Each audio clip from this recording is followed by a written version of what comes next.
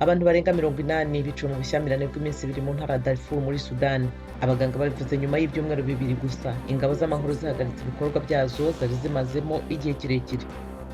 Muri Uganda, umuyobozi utavuga rumwe n'ubutegetsi Bobi Wine akomeje gufungishwa ijisho. Ishyaka rye yabivuze ejo ku cyumweru nyuma y'uko itora ritavuzweho rumwe rihaye perezida Yoweri Museveni indi manda y'imyaka 6.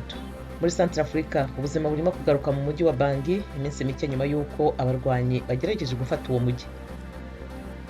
Umuyobozi wa OMS avuga ko isi iri hafi guhura n'amakuba mu gihe ibihugu bikize byiharira inkingo za COVID-19 ibihugu bikennye kurusha ibindi birimo kuhazahirira.